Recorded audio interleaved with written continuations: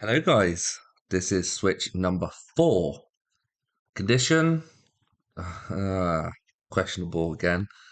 So there is, looks like it's been unopened, which is a good thing. The grill's broken, it's scratched really bad at the back. It looks like it's had some Pokemon stickers all over it. That's all been taken off. Kickstand's missing. Um, there is a crack down here. So this will probably need replacing again. The screen might be passable. Probably not. Damn, all these are really badly damaged. Doesn't power on, and when I plug it in,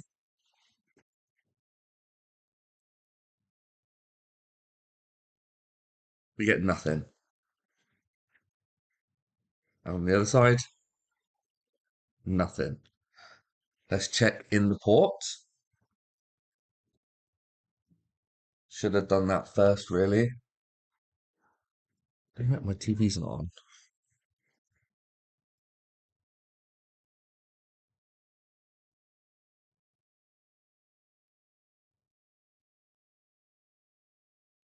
Ah, pins look okay.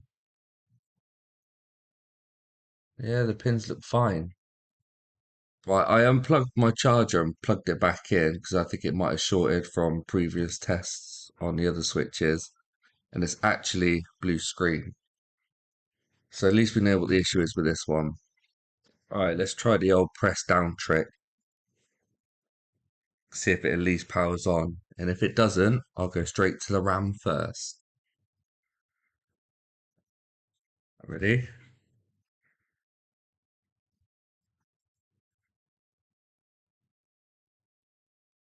Brilliant. Okay, so the CPU definitely needs reballing. At least we're going to get a working one from this one. What I am doing is I'm spreading some thermal paste on these capacitors because when I reball it, sometimes the stencil can pop. And when it does pop, it knocks these capacitors off. So if there's a bit of thermal paste on it, it actually prevents them from knocking off. That hasn't popped on me for a while, so hopefully this time it doesn't either. Okay, let's see if there's any rip pads. Let's take this CPU off. APU off.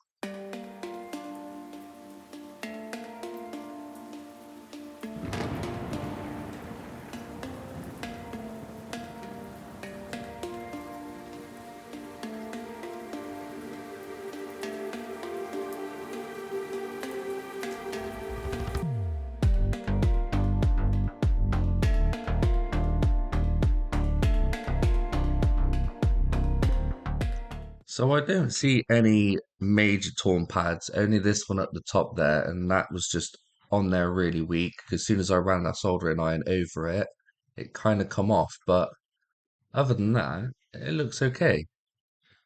So yeah, let's clean up this motherboard. So what I'm gonna do is put some heat into it to help me wick away the solder.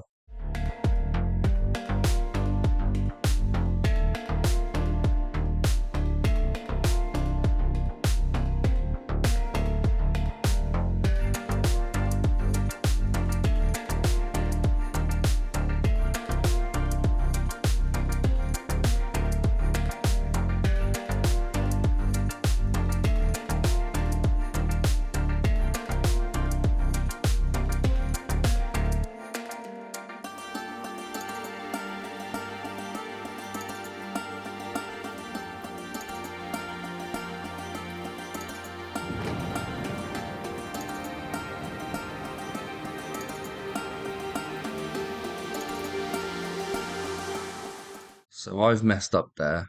I have torn a pad while trying to take up the solder wick. I didn't realize it was caught and it ripped that padlock. You can see there's a little gold bit there, so I'm hoping the solder will stick to that when I put the CPU back on, the APU. Or what I can do, as I've seen somebody else do it before, put a tiny bit of um, solder paste on it and heat it up. just a tiny bit, just to give it that little layer. I might try that. Okay, this might be too much.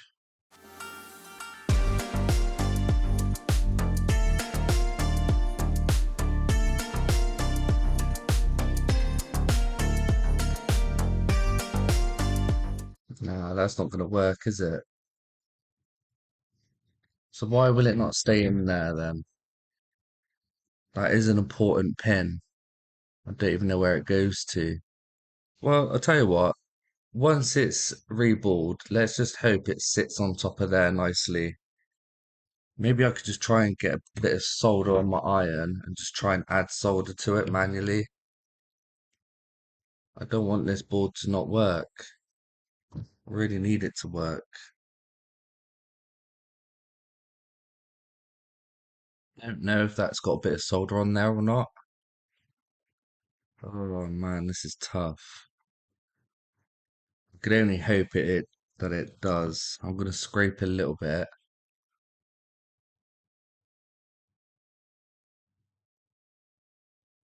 Just so it might have contact. It might still work. Hopefully the solder ball will just sit on it and adhere to it or solder onto it.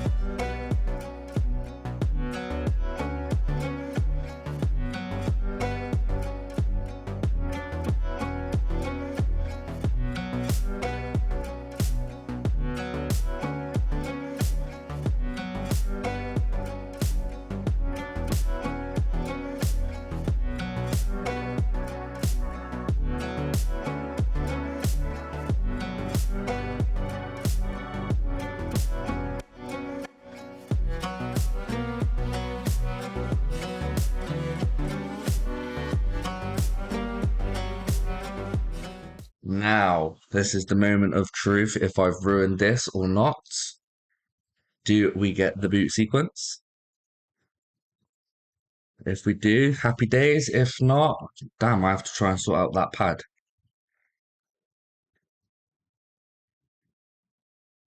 Here we go.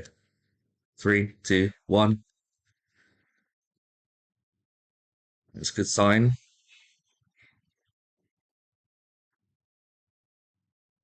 No, I've ruined it.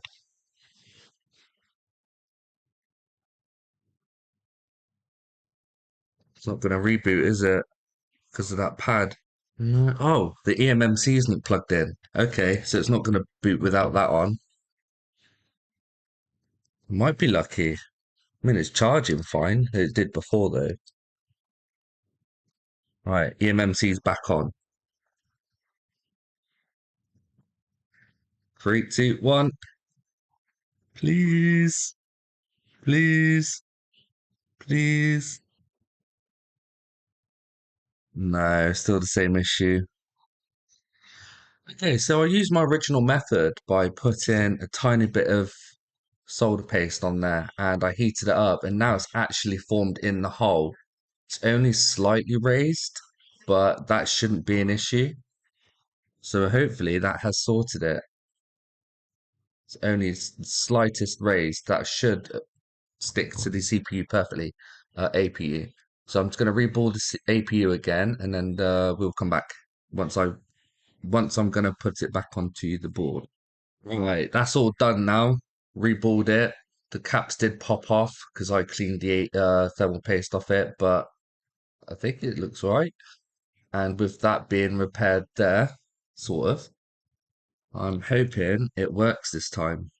So a bit of flux, not too much.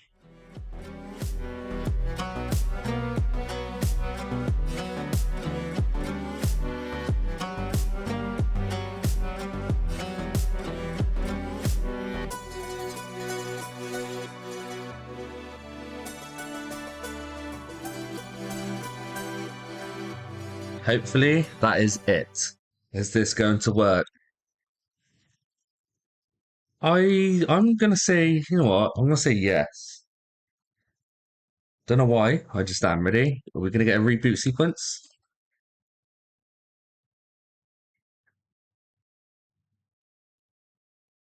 Oh my god, there you go. Banging. We revived it. Thank God for that. Oh, that's a very good sign. There you go. On another note, this other motherboard that we did in the previous video, it works. Everything works. Joy-Con rail works on it. Wireless. Been updated. Um, so yeah, this water damaged one is working fine. Just need another chassis for it. I fully put it back together and it should be fully working. So we've got 15 volts, 0.470 milliamps. I saw the battery logo, it's rebooting, and here we go. And there you go, fully working.